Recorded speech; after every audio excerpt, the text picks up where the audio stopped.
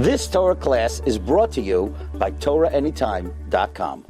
Leilu Nishmat Mishael ben Zilpa Ruach Adonai Tirachenu beGan Eden. We would like to start by thanking TorahAnytime.com for all the hard work and the efforts that they do to distribute the Torah to the masses. May HaKadosh Baruch Hu be mizakeh them. They should merit to grow and to succeed and continue on and on with the Torah and the mitzvot. Amen ve'amen. This week's Parashat, of course, talks about the jobs of the Kohanim, the different laws that pertain both to the regular Kohanim, the regular priests, and the Kohen Gadol. And one of the halachot that the Rambam brings down regarding specifically the Kohen Gadol, which is unique to him, I want to read it inside. Bait yeh lo la Kohen Gadol. He is supposed to have an actual room inside the Beit HaMikdash. Muchan b'Mikdash. Designated, this is, so to speak, the office of the Kohen Gadol. Ve'i nikret Lishkat Kohen Gadol. It has a special name called the sanctuary, the area of the Kohen Gadol. V'chvodo v'tif'ato sheyeh yoshev b'Mikdash. Kol hayom. It is in his honor and dignity that he should remain inside the Beit HaMikdash the entirety. He shouldn't be going out to the streets or to the stores or to businesses or other things. He is supposed to remain in the Beit HaMikdash the entire day. Velo yetzeh ela leveto bilvad. He should only go back home either at night or 1 or 2 hours during the day if he needs to check up on things. But the rest of the time he should remain inside the Beit HaMikdash, v'yeh beto b'Yerushalayim, and his home should be in Yerushalayim, ve'eno zaz misham, and he should not leave his home that is in Yerushalayim. I saw that Rav Pinkus asks a question based on what we find in the Navi, in Sefer Shemuel and Sefer Melachim. There, talks about, at the very end of Shmuel, it talks about David HaMelech. David HaMelech was obviously a very righteous king. And there came a point in time where HaKadosh Baruch Hu told him, because of the main sin that he had was the sin of Bathsheba, that HaKadosh Baruch Hu would bring a ra'ah, an evil, to your household. And David HaMelech understood that the punishment was from HaKadosh Baruch Hu. Sure enough, his own son rebelled against him and was appointed king in the city which was considered a very important territory in the tribe of Judah, the city of Hebron. And there he was appointed king. David HaMelech understood very quickly that the people were actually behind Avshalom. They were for Avshalom. They considered him to be a very righteous man. He conducted himself with a fashion of royalty. They saw a man of stature, a man of beauty, a man of righteousness. He would always be hanging around the Sanhedrin. And he kind of put off that show. He wanted people to have that vibe. And the people did indeed come after Avshalom, and they did hand over their loyalties to him, even over David HaMelech. David HaMelech understood that he has two main options. Either he stays in Yerushalayim, and the armies of Avshalom will indeed march towards Yerushalayim, and then there will be a battle and a fight to the death. And the other option is to escape. David HaMelech said, I'm not afraid of him, but I understand that this is punishment from HaKadosh Baruch Hu. And I also understand that if I wage war and I stay here, there will be collateral damage. People will die. Yerushalayim will suffer. I don't want that. I don't want one Jew dying in vain for a punishment that I deserve. And he got up with his wives, with his army, his close friends, the loyal people to him, and he left. He just left Yerushalayim, and not even in a fancy way. He kind of rushed out. He took very basic provisions, didn't take any chariots, just the basic necessities. He even says that he left his own pilakshot, the concubines, were left behind. There was no room or time to take everybody, and he figured nothing's going to happen, and he just left. Sure enough, it was considered, for most people, it was very tragic, especially the people that were aligned with David HaMelech, to see the king leaving his throne, to leave Yerushalayim. in such a fashion was very sad for everybody except for David HaMelech, who was not saddened. He understood that it was from HaKadosh Baruch Hu, and in a certain sense, the Gemara says he was kind of happy about it, because he realized that if this is the punishment, HaKadosh Baruch Hu could have brought an uprising from a person who wouldn't be of my own family, and the cruelty would have been far worse. At least if it's my own son, there will be some element of mercy. And David HaMelech was in the full understanding that this was part of the punishment of HaKadosh Baruch Hu. Continues his exodus out of Yerushalayim. And there was a man named Tziva. Tziva was the slave. He was a Kenani. He wasn't even Jewish, the slave of certain mitzvot the Eved has to keep, but not a full-fledged Jew. Slave of Mephibosheth. Comes running to David HaMelech, and David HaMelech has a large army. It says there were 600 men at least with him, and all the women, the children, everybody else that was loyal to him. There was a lot of people that he had to feed, and he didn't take much. And Tziva comes with a lot of provisions, full of animals, food, bread, all the different things that were necessary. David HaMelech figured this is probably coming from Mephibosheth. Tziva had something else in mind, made up a whole story of how Mephibosheth didn't want this. I went ahead and on my own, I acted, I did this to you. David HaMelech asked him, where is your master Mephibosheth, who was, by the way, a descendant of Shaul HaMelech? So, kind of owed David a favor. David HaMelech gave all the properties of Shaul to Mephibosheth, and there was an element of loyalty between Mephibosheth and David. So he was surprised to not see Mephibosheth together with him. And he says, well, Mephibosheth is back in Yerushalayim. He's hoping that both you and your son die, and then the kingship will come back to the tribe of Shaul HaMelech, and then he will get to become king. He made up a whole Lashon Hara story. David HaMelech would have not believed it if it wasn't for the fact that the whole situation he was in was a very tragic situation, and also the fact that he has been betrayed by so many people. Like his own Rav, Achitofel, was not with him because he betrayed him, and he traded his loyalty to Avshalom and not to David. So he kind of was backstabbed and hurt by it, and didn't really know who to trust. And he trusted Tziva, and he said to Tziva, if that is the case, when I return to Yerushalayim, all of your master's assets will belong to you. That was exactly the plan that Tziva had in mind. In reality, none of it was true. It was all Mephibosheth. Mephibosheth couldn't come along together with Tziva because he was handicapped, and Tziva stole all the means of transportation. David HaMelech did not realize this. He accepted Lashon Hara. HaKadosh Baruch Hu says, David HaMelech, you accept Lashon Hara. The next incident we find in the Navi is David HaMelech passes by a city that is in the tribe of Shevet Binyamin. And this name of the city is Bachurim. And there was a very holy Jew, his name was Shim'i ben Gera. You might have heard of him. Shim'i ben Gera was a very important Jew. He was considered the top, one of the heads of the Sanhedrin, a man of tremendous integrity, also a relative of Shaul HaMelech. And Shim'i ben Gera, with his scholarly mind, he figured that Avshalom was really righteous. David HaMelech was a sinner. Everything that David HaMelech did, he interpreted in a negative light. First of all, with Bathsheba, he said that he's an adulterer. Then he went ahead and he murdered Avner ben Ner, who was on the side of Shaul HaMelech. And he said that he shouldn't have murdered him. Now, David HaMelech didn't intend on murdering him. And then there was Amasa. There was a whole list of people that he considered David HaMelech to be murderous of. And he decided that he's going to go out and do the will of God by stoning, signifying that David HaMelech, you're not a tzaddik, you're a rasha, and finally the rasha is being punished for all the evil that he did. The evil has caught up with him, and that's really what he believed. He didn't see the true righteousness of David HaMelech. So he started cursing David HaMelech, he started throwing rocks at him, and at the risk of being killed, because that was a dangerous thing to do. At the end of the day, David HaMelech was king. David HaMelech told all his soldiers, all his generals, stand down. This is coming from HaKadosh Baruch Hu. I understand why I'm deserving of this, and I don't want anybody to harm Shim'i ben Gera.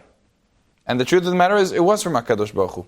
It was indeed, because David HaMelech just accepted Lashon Hara, and the Gemara says, a person who accepts Lashon Hara is worthy of being stoned. And that's exactly what happened to David HaMelech. Either way, David HaMelech ended up destroying the armies of Avshalom because they came chasing after him, defended himself. Yoav ended up killing Avshalom, and David HaMelech regained the throne. As he was heading back to Yerushalayim, Shimei ben Gera comes beseeching in front of David HaMelech, I'm so sorry, I beg for your forgiveness, I didn't realize, I didn't know, I thought that that Avshalom was considered to be the righteous one, I made a mistake. And he comes begging before and beseeching David HaMelech, don't do anything to me, it's going to have an effect on your own monarchy, on your own power, people are going to be afraid of you, no one's going to want to come back to you. And David HaMelech said, indeed, I'm going to leave him alone, I'm not going to do anything to Shimei ben Gera. Fast forward, David HaMelech is 70 years old. And we know the whole incident that happened with Adoniah ben Chagit, without getting into too much detail. But Sheva was promised that her son, Shlomo, will be king. Sure enough, David HaMelech makes the promise and immediately follows through to carry out the promise, and he was crowned on that very same day. Shlomo HaMelech was crowned to be king. He's called over to the side of David HaMelech, and David HaMelech says, I realize that my time is coming up, and there's a few things I want you to carry out. First of all, I want you to be strong. I want you to make sure you keep the Torah, and specifically the mitzvot that pertain to the king. Now David HaMelech, he might have not known 100%, but he'd certainly had an element of Nivu'ah and Ruach HaKodesh, prophetical knowledge, because he saw somewhere down the line that Shlomo HaMelech would be tempted to violate the different halachot of the king, to marry too many wives, to bring too many horses, and to amass too much wealth. And David HaMelech was warning him already ahead of time. One of the last requests that David HaMelech had was pertaining to Shimei ben Gera. And he said, Shimei ben Gera, I didn't want to kill him. First of all, because he was carrying out the word of God. But even more than that, because of the appearance, as if I have some personal vendetta against him. And I didn't want that to appear. But the truth of the matter is, justice needs to be served. You make sure he does not die in peace. Find a way. I promised that I wouldn't kill him for the sin that he did with me, but you find a way with your wisdom. And Shlomo HaMelech, very soon after his kingship was established and David HaMelech passed away, he carried through. What did he do? He told Shimei ben Gera, I know you're living now in the city of Bachurim, which is in Shevet Binyamin. I want you to come to the city of Yerushalayim. And I want you to stay in the city no matter what. You don't leave the city. And he took an oath in the name of God that he would remain in the city. And Shlomo HaMelech warned him, if you leave the city, it is under the penalty of death. Shimei ben Gera remained in the city for 3 years, did not leave. Until one day, 2 of his slaves that were Pilishtim ran away and escaped to the city of Gat, which is in the territory of Aza. And Shimei ben Gera reasoned, he said, when Shlomo HaMelech made me take the oath, presumably he meant he didn't want me to go back to my own city. But if I was heading in the opposite direction, instead of going east, I'm going west, that wasn't included. Especially since I'm not going to live there, I'm just going to get my slaves and coming back. Certainly, since Shimei ben Gera was indeed the Rav of Shlomo HaMelech, he won't do anything to me. He left the city, brought back his 2 slaves, and Shlomo HaMelech finds out. Shlomo HaMelech was in no mood to forgive him because he had the word of David HaMelech that he was going to carry it out. And sure enough, he brings them before, they bring the Shimei ben Gera before Shlomo. Shlomo HaMelech says, do you realize that you have betrayed my word? Do you realize the oath that you took and the punishment that comes with violating the fact that you left Yerushalayim? Shimei ben Gera had nothing to say. Everything was just an excuse. He didn't realize that it would be taken that seriously. Sure enough, Shlomo HaMelech commands Benayahu ben Yoyada, execute him, and Shimei ben Gera is done away with, fulfilling one of the requests that David HaMelech left on his deathbed. Reb Chaim Shmulevitz points out, how did Shlomo HaMelech know that would happen? That sounds like a pretty stab in the dark plan. Just to say to him to stay in Yerushalayim, presumption is if a person's life is at risk, he won't leave the city. So what was the plan in advance? And the answer that Reb Chaim Shmulevitz says is very powerful. I'll just introduce a little bit. We find by Adam. It says, what was the measurements of Adam HaRishon? So the Midrash says, Misof ha'olam ve'ad sofo. Adam HaRishon was from the beginning of the world to the end. He was from one end of the world to the other end of the world. And you ask yourself, that doesn't sound right. How do you understand that? But what the Midrash is saying, according to many of the commentaries, is the potential, not the physical form of Adam. The potential, the spiritual greatness of a person is from one end of the world to the other end of the world. The nature of a person is infinite, is endless. He's capable of doing tremendous good. And the potential and the drive that a person could go through life and accomplish so much in life. It's from one end of the world to the other end, from the sky to the earth, the distance of the person can achieve. And Shlomo HaMelech understood human nature. The moment you suppress a person, you limit a person, you tell a person, but you can't leave this. You can't do X and you can't do Y. That confines him to a point where it's not natural. It's a prison. He's locked up and he has to get out somehow. Shlomo HaMelech understood that is the psychology of a person. A man could stay in Yerushalayim his whole life. There are people today that don't step foot, never have stepped foot outside of Yerushalayim. But the moment you tell a person, you cannot leave under the penalty of death, then it becomes a prison. You just put bars around Yerushalayim and the person has a temptation and a desire because you boxed me in. I'm Adam. I'm a person that wants to be free. I have the capacity of just doing and going. And you limit me. Then Shlomo HaMelech understood that it's inevitable. He's going to have to break it, and he was right. It was a correct assessment. By the way, on the point, Rav Shimshon Raphael Hirsch says, why is it that we find that HaKadosh Baruch Hu favors young people? HaKadosh Baruch Hu loves, is a pasuk. The pasuk says that HaKadosh Baruch Hu has sort of affinity towards people that are younger, the teenagers, the younger than teenagers, people that are young, not the older people. What's the pshat? What's the understanding behind that? HaKadosh Baruch Hu is playing favorites over here? So Rav Shimshon Raphael Hirsch explains. He says, a person who's older, he had ambition when he was younger, he had dreams and ideas, but then reality kicked in, and setback, and failures. And he became more pragmatic. He's more of a down-to-earth type of person, that what's possible, what's not possible. His potential is sort of limited in his own scope. However, a youngster who never really got yet to experience that taste of failure, he has ambition. He has drive. The whole world is in front of him. He wants to conquer the world. He wants to do. He wants to accomplish and succeed. And has a big, wide vision of what needs to be done. HaKadosh Baruch Hu loves that. HaKadosh Baruch Hu realizes, because that's the true potential of a person, to be able to accomplish and to succeed and to grow. That's what HaKadosh Baruch Hu wants to see. Now, the day in, day out wears us. But we always have to remember that potential and that ambition that we could have. Coming back to the words of the Rambam, we are now posed with a really serious problem. The Kohen Gadol is required to stay in Yerushalayim. Why are we locking him up? We just finished explaining how Shlomo HaMelech, in order to punish Shimei ben Gera, he went ahead and he told him, you're not allowed to leave Yerushalayim. And he felt like he was inside a prison. And Shimei ben Gera had nowhere to go. And he had to escape. He had to go out. So why would we do that? Okay, Shimei ben Gera, he was chayav mitah, because he did something terrible to the king, to David HaMelech, I understand. But why would we do this to the Kohen Gadol? And tell him, no, I'm sorry, you're restricted. You are not allowed to leave the city of Yerushalayim. You're barely allowed to leave the Beit HaMikdash. And most certainly not allowed to leave the city of Yerushalayim.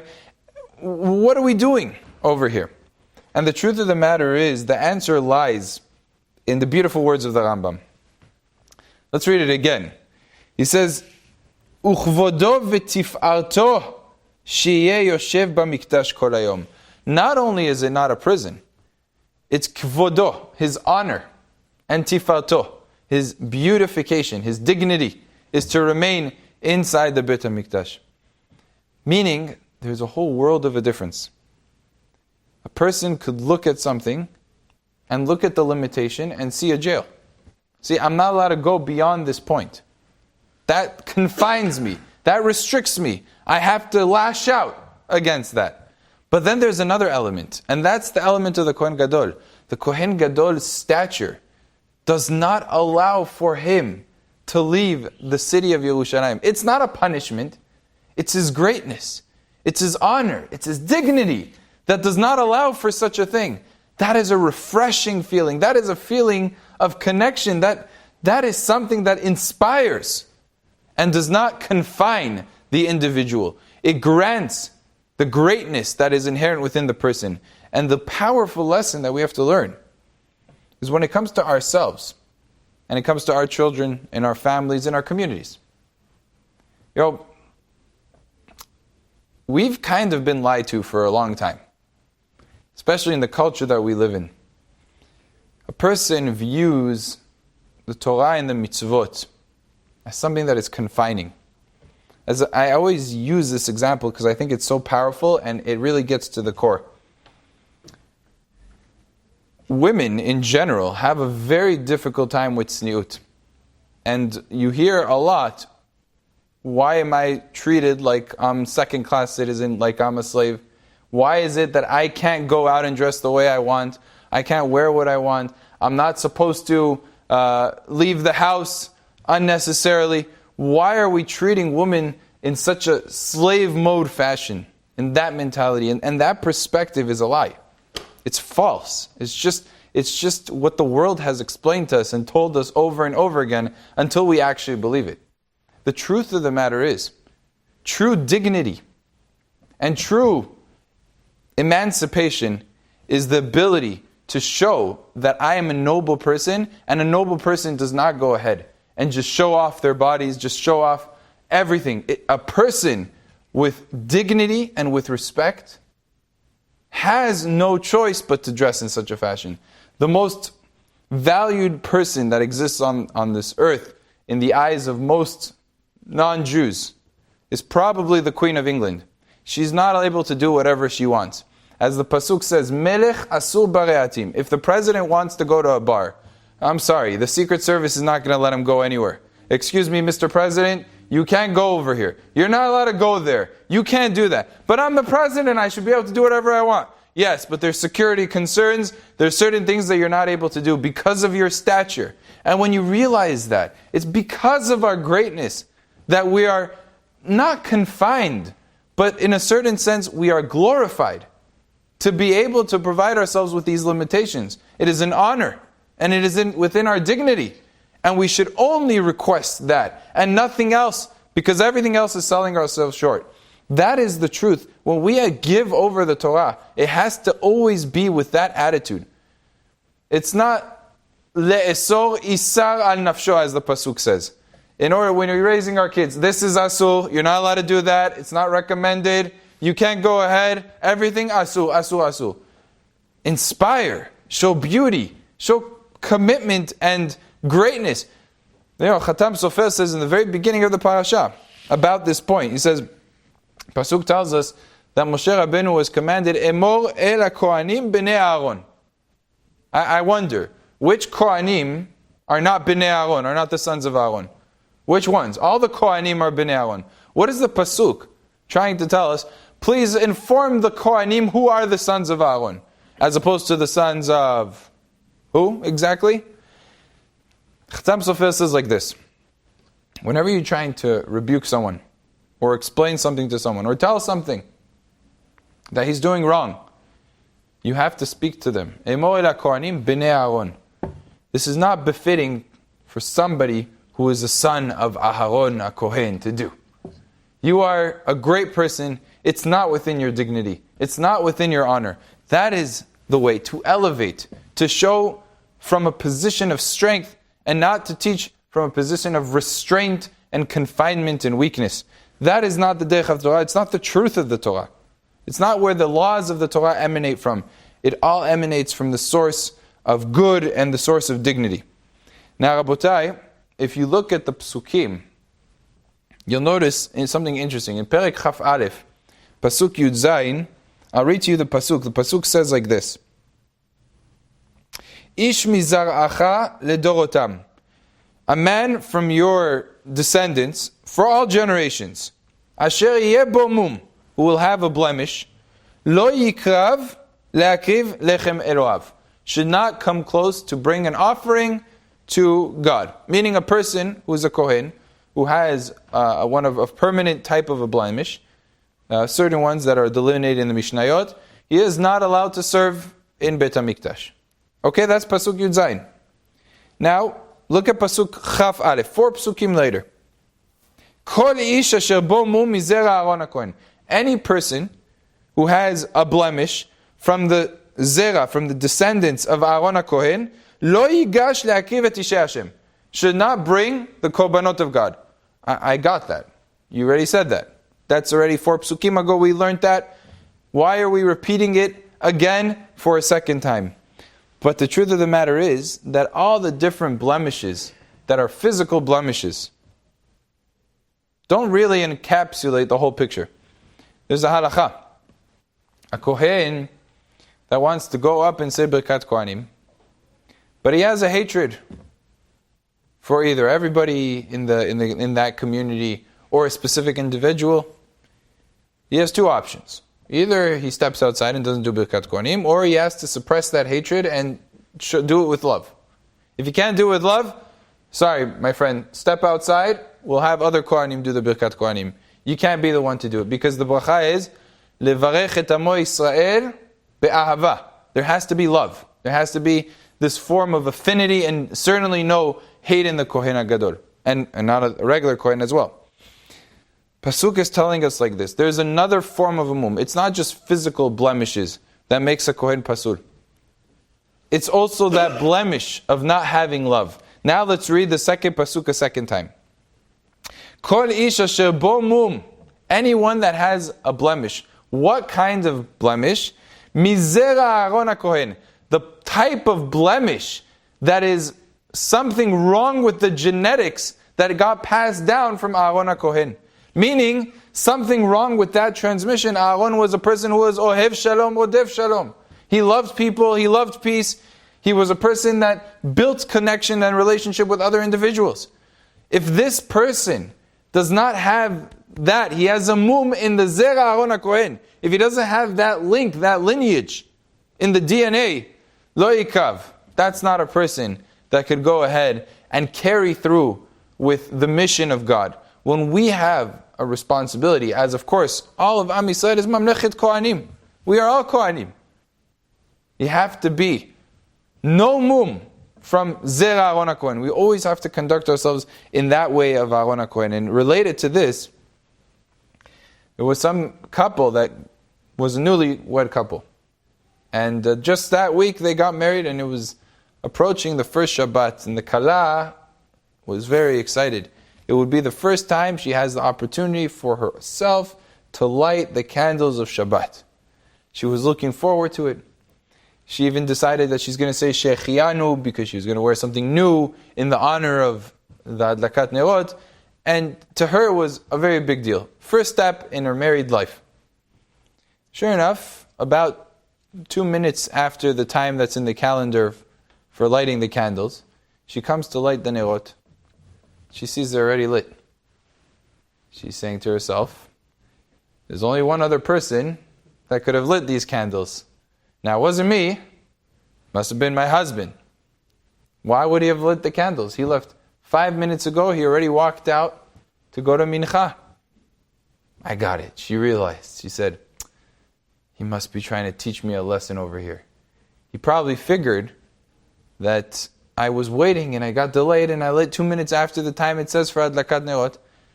So he said, I'm going to show her and I'm going to teach her to not be late.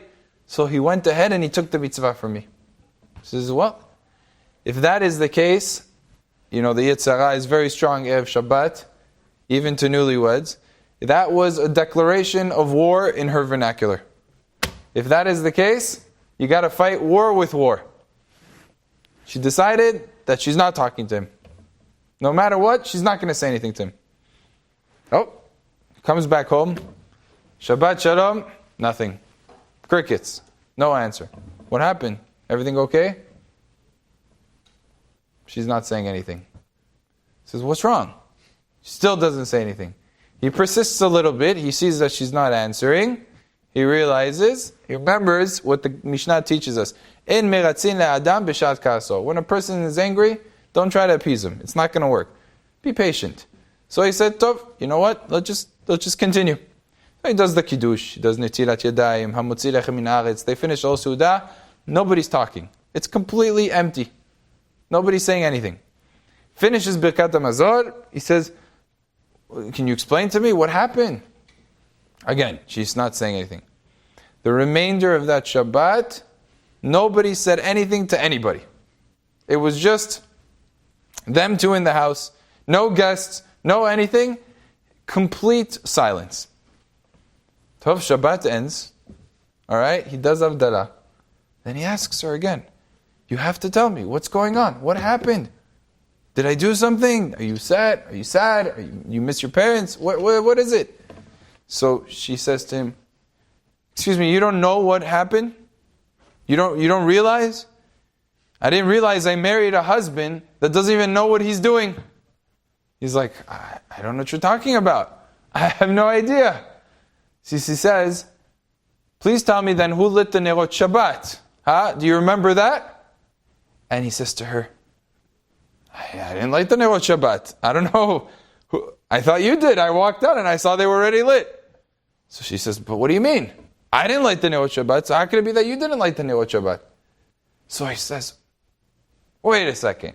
And he, as a smile comes onto his face, and he realizes, there's a mitzvah on Erev Shabbat to be me'avhevet ha'petira. And the Ben Ish Chai writes that it's good for the husband to do that. What does that mean? To take a wick, and wicks, sometimes it takes a little bit for them to start lighting. So one of the things you could do is you light it, you pre-light, and then you extinguish it, and then it's easier to light it a second time. So he said he's going to do that. He lit all the wicks, and he was going to extinguish them. But someone knocked on the door. He went ahead to open the door. It was his friend. Wasn't able to make it to the wedding. Brought him a wedding present. He says, I'm so sorry I wasn't able to make it to the wedding. Here, please take the gift. They sat and they spoke for about a few minutes.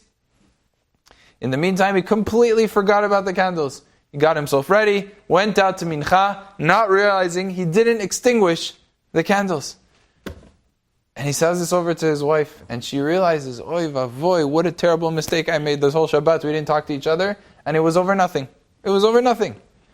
Abotai, that is the idea. Sometimes, in today's society especially, we find ourselves looking for ways to be upset and to be offended. This person, he stepped the wrong way. He said it, he should have said it in a different way. This is offending me, that is offending me. And we're just looking for ways to be upset at each other. But the Torah is teaching us a person has to be the exact opposite. To find ways to perform acts of kindness. To be together. To help out another Jew. If a person is struggling, to be there for them. To encourage them, lift them up. Instead of putting him down, before you start criticizing, explain to the person who he is, what are his accomplishments. And only then can you begin talking to him. First, treat him like Bnei Aaron. And then, Emor el HaKohanim. Then you could start saying to him, what is the problem, what he could do better, and everything else. Tell you, Maaseh, that was with Rabbi Chaim Ozer, and the great Rabbi Yechiel Meir Mestrobsa. They one time met each other. Rabbi Chaim Ozer asked, said, please, Kvod Harav, say a chidush. Now Rabbi Chaim Ozer was a Gedol HaDor in his own right.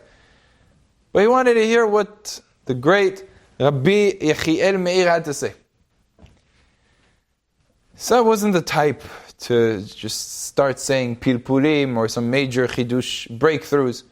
He was an anav, humble person. He's like, no, Kvod Harav, I don't want to say anything. Rabbi Chaim Ozer persisted, he said, say a chidush. So he told him a chidush. And Rabbi Chaim was like, wow, what a beautiful chidush, what a gavra rabbah, what a great man you are. He says, to say a chidush does not make you a gavra rabbah, does not make you a great man. Oh, Rabbi Chaim was kind of taken aback. He says, so what makes you a great man? He says, what makes a person a gavra rabbah is that he is able to mitigate and to lessen the burden of another Jew. Mina alecha. Where did you get this from? So he says to him, he brings to him a Gemara. The Gemara in Masechet Makot says, Kama tipshae sh'ar inshi, dekaime mekame sefer Torah, velo mekame de gavra rabbah. That they stand, how foolish are people, that they stand before a sefer Torah, but they don't stand before a gavra rabbah, a great man, a talmid chacham, walks into the room. How foolish are those people? And the Gemara explains why foolish. So it says, the Torah says, when you have to punish a person with the punishment of Malkot, you have to give him 40 lashes. That's the Torah. The Sefer Torah says 40. The Gavra Rabbah comes along and teaches us it's not 40, it's 39. So the Gavra Rabbah is greater than the Torah itself. And they most certainly have to stand up for the Talmid Chacham. So Rabbi Leeor Dahan turns to Rav Chaim Ozer and says, I have a question on this Gemara. The Gemara could have said it even better. Here we are in the days of Sfirat HaOmer. The Torah says that you have to count 50 days. Come along the Chachamim, they say you're not counting 50 days. You only count 49 days. Why did the Gemara say that? Here's the Torah saying 50, the Chachamim say 49. Elama, what's the explanation? If you count 50 days, you count 49 days, it's nice. Your day closer to Shavuot, they minimize the time, but it's a day less to work on yourself. There's balances, there's pluses, there's minuses. It's not that great. Okay, it's not so wonderful. But to take a Jew from 40 lashes to 39, that makes you a gavra rabbah. That makes you a great man. That's beautiful. That is our job in this world. We have one purpose and one purpose only. And that is not here to be here for ourselves, but to be here for others. If we could help out another Jew, if we could do for another Jew, uplift somebody, to show them the beauty of the Torah, to show them that, if you do it this way, your life will be a lot easier. If you approach it from that perspective, things will be different. Then we have accomplished a whole world. We have become ourselves gavra rabbah. Be'ezrat Hashem, we should be zocheh to be very helpful to everybody in our surrounding, to uplift everyone around us, and be zocheh to the coming of Mashiach Tzidkenu. Amen. You've just experienced another Torah class brought to you by TorahAnytime.com.